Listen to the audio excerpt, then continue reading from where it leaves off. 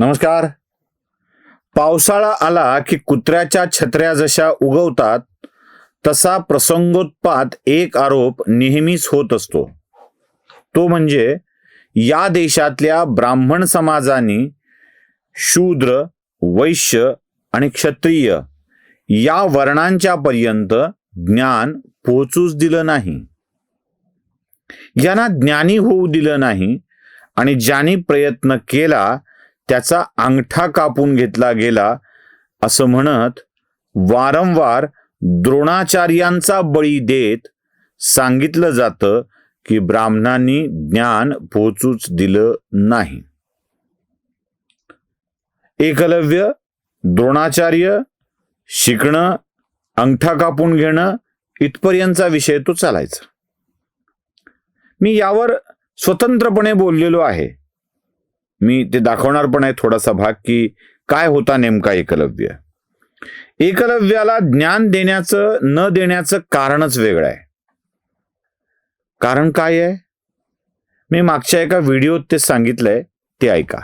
एकलव्य द्रोणाचार्यांच्याकडे आलाय आणि म्हणालाय, गुरुवर्य, आपण मला विद्या शिकवावी, धनुविद्या शिकवावी असं अपेक्षित आहे. द्रोणाचार्यांनी एकलव्याला सांगितलं, बाबा मी फक्त क्षत्रियाच्या मुलांना शिकवतो, मी तुला शिकवू शकणार नाही. पुरोगामींची कानं टवकारली लगेच कानं आणि म्हणाले की बघा बघा बघा, द्रोणाचार्य ब्राह्मण, तो क्षत्रियाच्याकडे नोकरी करतो म्हणून त्यानं एका निषाद पुत्राला शिकवायला नकार दिला. मी सांगितलं ते प्रायव्हेट स्कूलचे टीचर होते.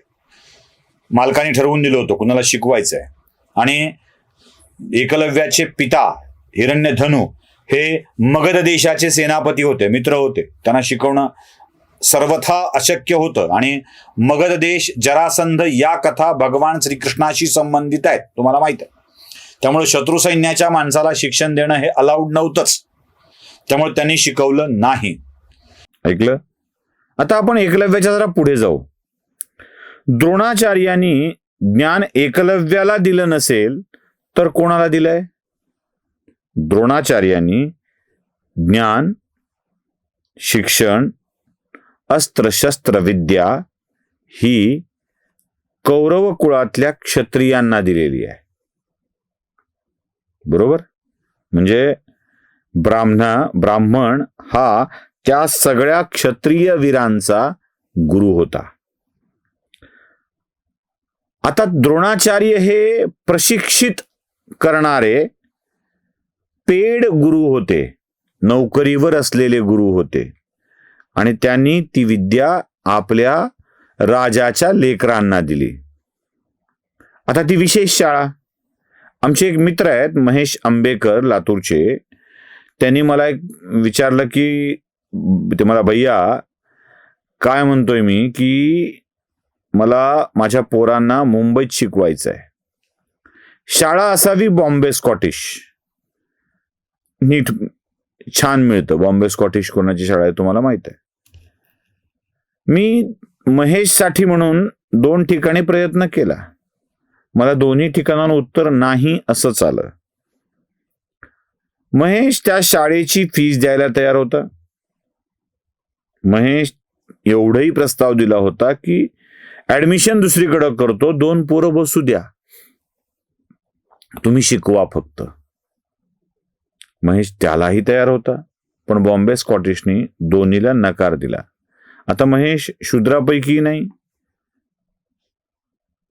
का बरं असं घडलं असेल? त्या शाळेत किती ऍडमिशन द्यायचे हे त्या शाळेनं ठरवलेलं होतं. बॉम्बे स्कॉटिशला द्रोणाचार्य करून कुणी विचारतं का? नाही विचारत. आता जरा पुढे जाऊया आपण, इथे फार अडकून पडायला नको. खरंच ब्राह्मणांनी अन्य वर्णातल्या लोकांना शिकवलेलं नाहीये का? अगदी तपासून बघायला हवं ना. मी सुरुवातीला म्हटल्याप्रमाणे द्रोणाचार्यांचे सगळे शिष्य क्षत्रिय होते. एकलव्य शूद्र होता, एकलव्य भिल्ल होता. हे काढून टाका डोक्यातून, कारण मी आधीच सांगितलंय एकलव्य कोण होता, हे डोक्यातून काढून टाका. तो कृष्णाचा जवळचा नातलगच होता, हे लक्षात ठेवायचं. बरं, या काळाच्या आधी वशिष्ठ नावाच्या ऋषींनी ब्राह्मण वर्णातील व्यक्तींनी कोणाला शिकवलंय? राम, लक्ष्मण, भरत, शत्रुघ्न. क्षत्रियाचीच लेकरं आहेत. वशिष्ठ नावाचे ब्राह्मण राम, लक्ष्मण, भरत आणि शत्रुघ्न सोबत आश्रमातल्या अनेक लोकांना शिकवतात. कारण वशिष्ठाच्या आश्रमात राम शिकायला गेले होते, त्यांच्यासोबत आश्रमातले अनेक लोक होते, हे विसरू नका. असं होतं का की एक सेपरेट आश्रम काढला होता आणि तिथं फक्त राम, लक्ष्मण, भरत, शत्रुघ्न 4च भाऊ राहत होते? 4 1 BHK चे फ्लॅट तिथे बांधले होते आणि तिथं येऊन शिकवायचे असं होतं का? नाही, आश्रमात जाऊन शिकत होते. म्हणजे ब्राह्मण अन्यांना शिकवत होते. कृष्ण, बलराम, सुदामा, पेंड्या कहाण्या माहिती आहेत ना? या सगळ्या यादव कुळातील लेकरांना शिकवण्याचं काम करणारे सांदीपानी नावाचे ऋषी होते, वर्णानी ब्राह्मण होते आणि ते या सगळ्यांना एकत्रितपणे गुरुकुलात शिकवत होते. ब्राह्मण शिकवत नव्हता का? शिकवत होता. बरं, देवानं सुद्धा, म्हणजे हिंदू धर्मातलं अत्यंत पवित्र आणि मौल्यवान ग्रंथ ज्यात ज्ञान सार भरलाय जीवनाचा, ते म्हणजे भगवद्गीता. नुसतीच गीता. धृतराष्ट्राने कुरुक्षेत्रावर काय चाललंय हे संजयाला विचारलं. धर्मक्षेत्रे कुरुक्षेत्रे समवेतायुत्सवा मामकाम पांडवाश्चैव किमकुर्वत संजया.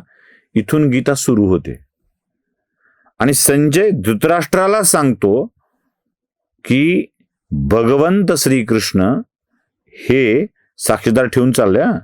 म्हणजे नुसतंच अर्जुन आणि कृष्ण यांच्यामध्ये घडलंय असं नाही. एक साक्षीदार आहे संजय, जो सारथी आहे, ब्राह्मण नाही. आणि एक राजा आहे, क्षत्रिय आहे, ब्राह्मण नाही. 2 साक्षी ठेवून चाललेत.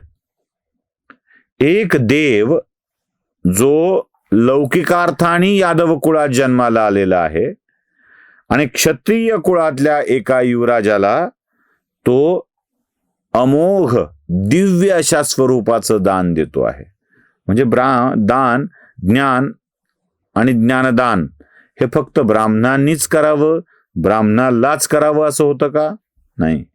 अर्जुनाला भगवंतांनी हे सगळं ज्ञान दिलेलं आहे. बरं, ब्राह्मण ज्या परशुरामांना आपला आदर्श मानतात, मूळ पुरुष आराध्य मानतात, मूळ पुरुष नाही आराध्य मानतात, त्या परशुरामाचे गुरु कोण?